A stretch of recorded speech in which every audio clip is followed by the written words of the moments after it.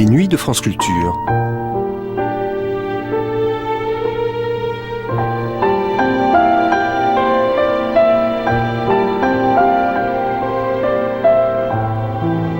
France Culture la nuit, une mémoire radiophonique. Nous sommes en 1949. En France et dans toute l'Europe, les musées se réorganisent, ne serait-ce qu'en rapatriant des œuvres qui avaient été cachées au début des hostilités. Le journaliste Paul Perronnet a invité à la Tribune de Paris un peintre célèbre, Fernand Léger, pour définir les tendances de la peinture française et proposer un parallèle avec celle de la peinture britannique. Il faut dire qu'un spécialiste anglais de la peinture française, de Nicolas Poussin principalement, est présent dans le studio. Il est entre autres conservateur des collections de peintures de la couronne d'Angleterre. Il sera anobli plus tard, en 1956, par la reine, puis encore quelques années plus tard, mais cela n'a rien à voir avec l'histoire de l'art, découvert comme agent double, le fameux 4e homme des 5 de Cambridge, Anthony Blunt, grand francophone. Mais pour l'heure, nous ne sommes que le 26 mai 1949 sur la chaîne nationale.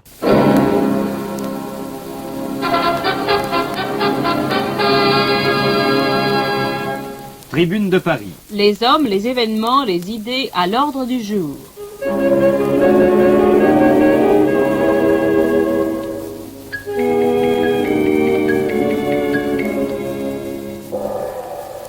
L'art actuel constitue décidément pour le grand public un motif permanent de stupéfaction. Beaucoup de citoyens paisibles finissent par admettre qu'ils ne comprendront jamais rien à la nouvelle peinture, à la nouvelle sculpture de leur pays.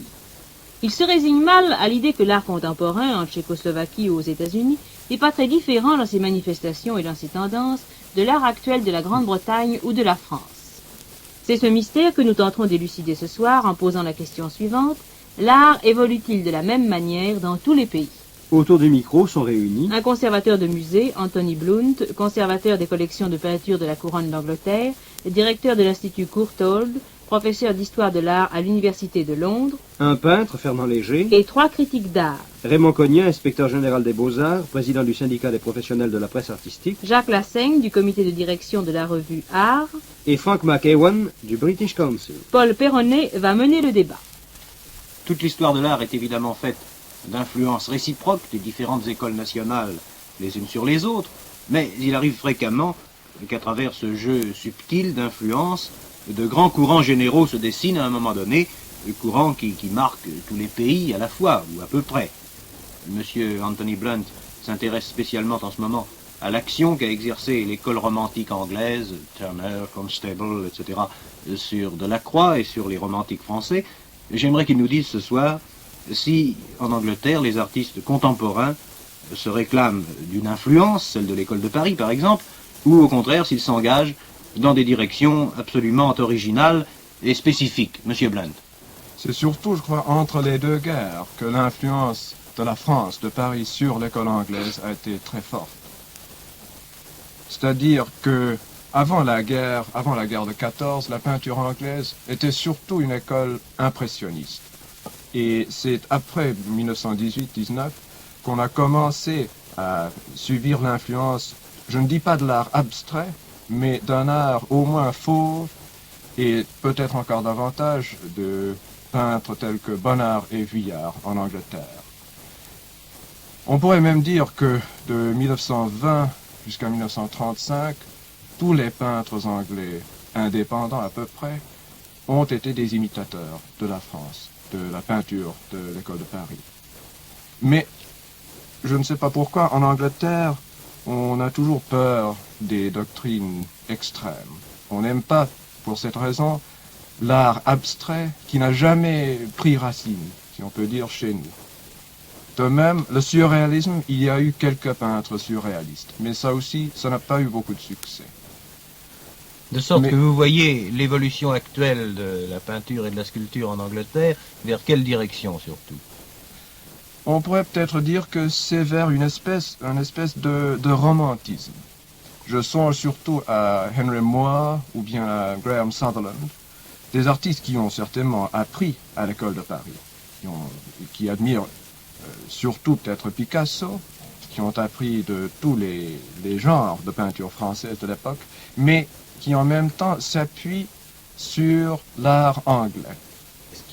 Raymond Cognat. Je voudrais poser une question. Est-ce que la guerre, qui a amené certainement une rupture de contact entre la France et l'Angleterre, a joué un rôle? Est-ce que cette perte de contact qui a duré quelques années a joué un rôle de libération, à débarrasser les artistes anglais de l'influence française, ou au contraire, est-ce qu'ils ont essayé de maintenir des rapports et une influence? Non, je ne vois pas.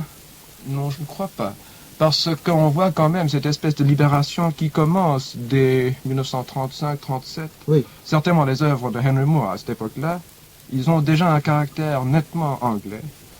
Et non, pendant la guerre, je ne vois pas que ça ça n'est pas ait la guerre beaucoup qui a changé. influencé Je ne crois pas. cette libération. Enfin. Donc, d'après vous, Monsieur Blunt, l'art britannique contemporain serait un art spécifiquement britannique et s'orienterait vers ce que vous avez appelé un romantisme.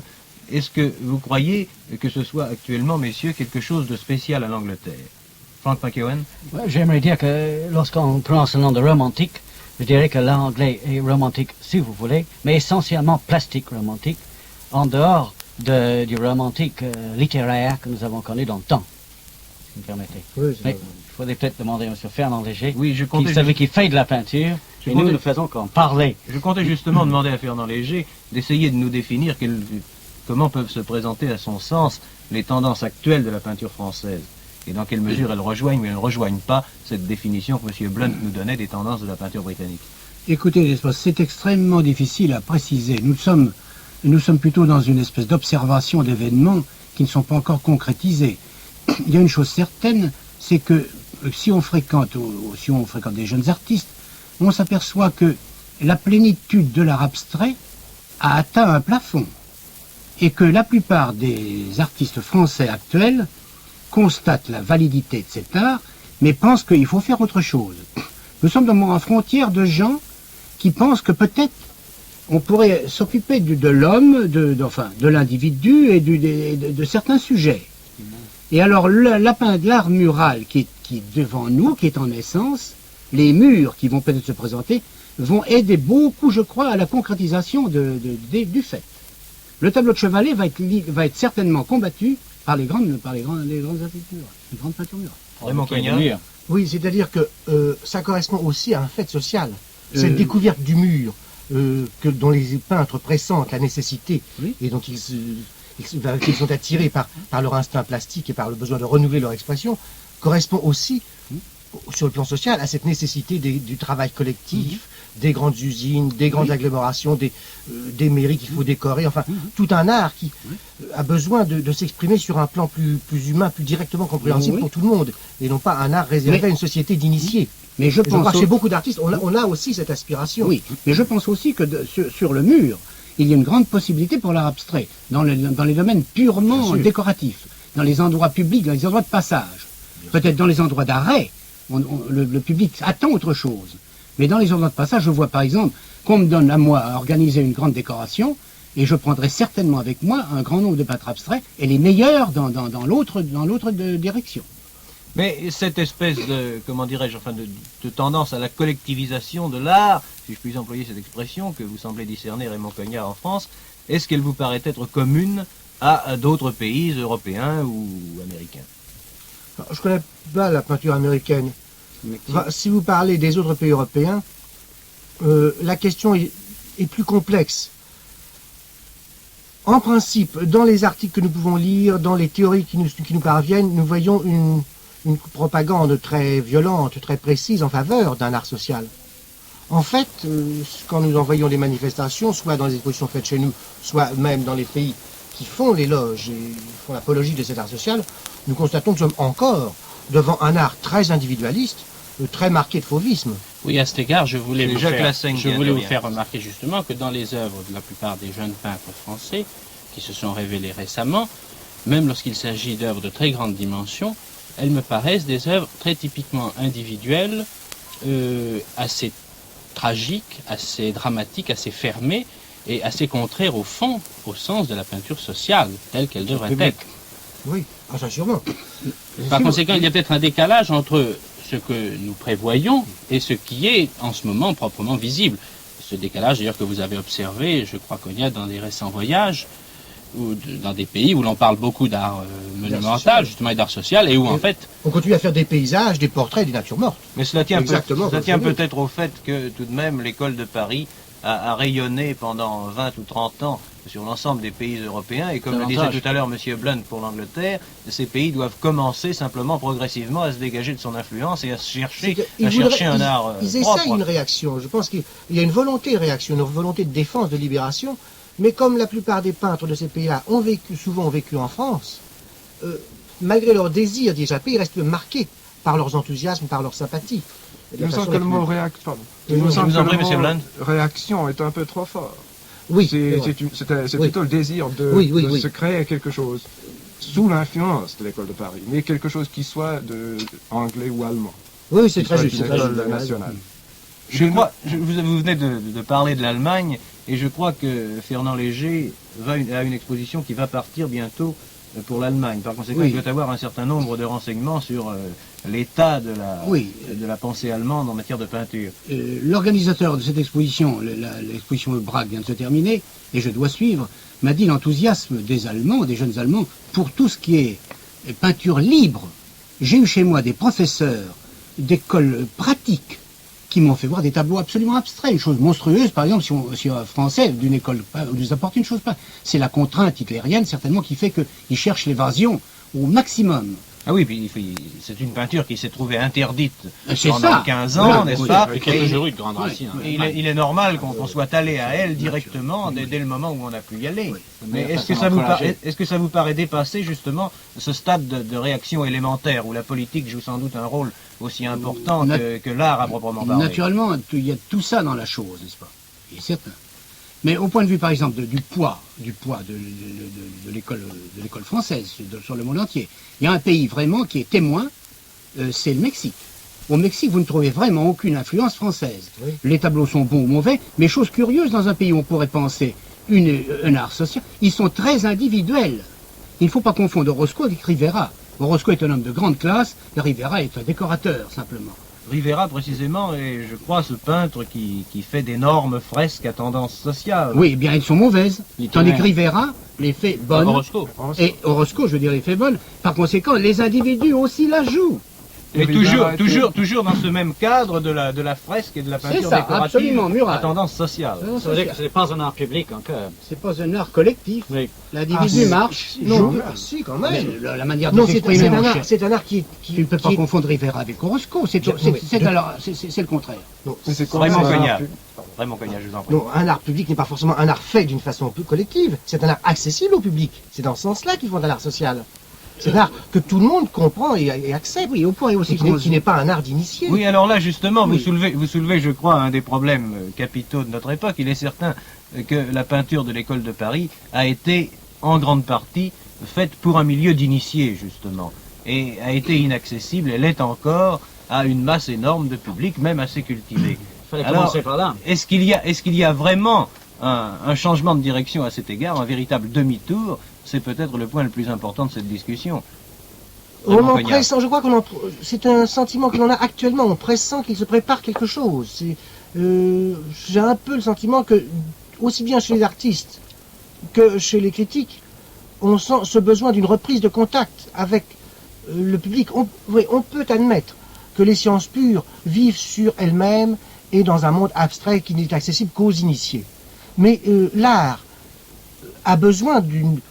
C'est un don, c'est une chaleur, c'est un acte de générosité. Il a besoin de reprendre, je crois, de temps à autre, même lorsqu'il atteint des zones très, très élevées comme notre art du XXe siècle et des zones très épurées, il a besoin à ce moment-là, pour ne pas s'appauvrir, de reprendre un contact avec le public. Et je crois que nous sommes à un moment où cette reprise de contact est nécessaire, où les artistes ont conscience de cette nécessité. Est-ce que nos amis britanniques constatent la même tendance chez eux, Anthony Branch? Il y a certainement une école en Angleterre qui ressent cette nécessité, mais c'est un phénomène assez curieux. Je sens surtout à William Coldstream, qui lui cherche certainement un art social, un art qui serait accessible au public. Mais il le fait dans une tradition impressionniste. Il ne fait pas des peintures murales, ce sont des peintures des tableaux de chevalet Et je crois que c'est pour ça même que ça ne réussit peut-être pas. C'est restreint et ça n'atteint pas un grand public. Il n'a pas le sens de la peinture monumentale. Oui. Mais certainement, il a, en théorie, il sent très fortement, très nettement la nécessité de je sais pas comment dire, établir des rapports beaucoup plus rapprochés avec un public large.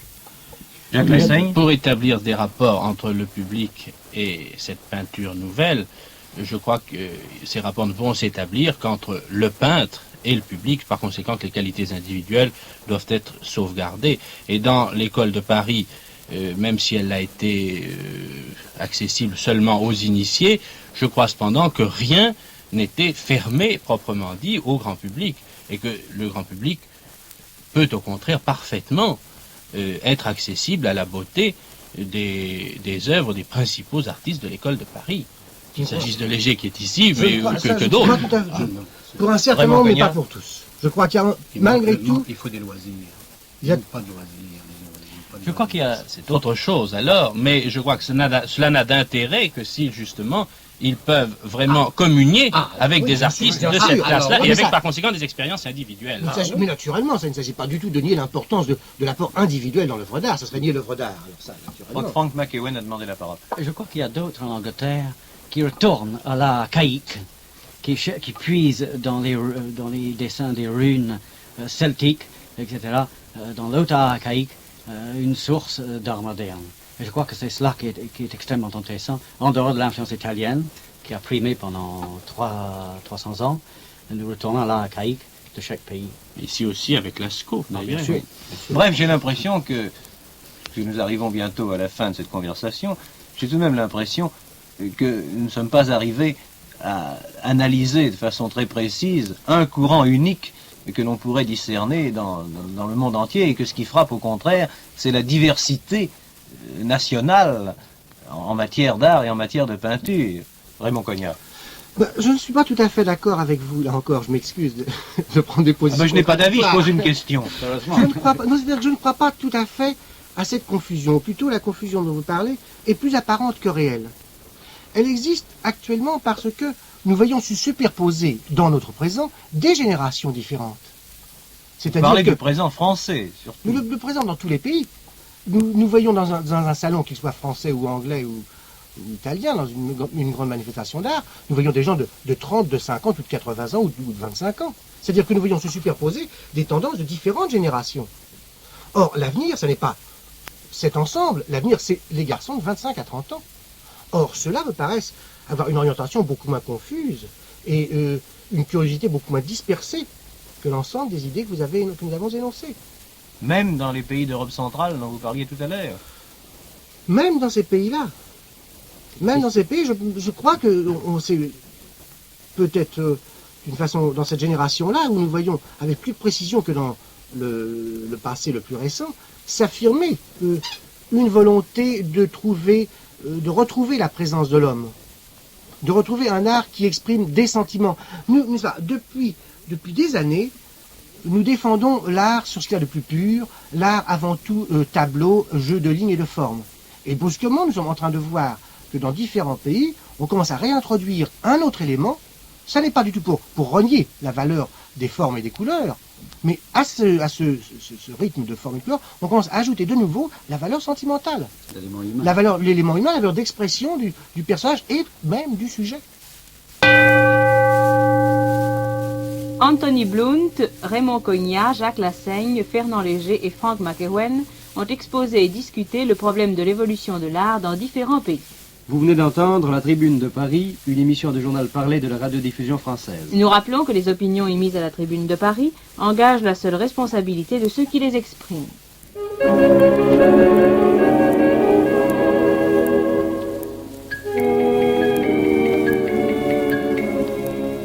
Cette émission a été diffusée pour la première fois sur la chaîne nationale le 26 mai 1949.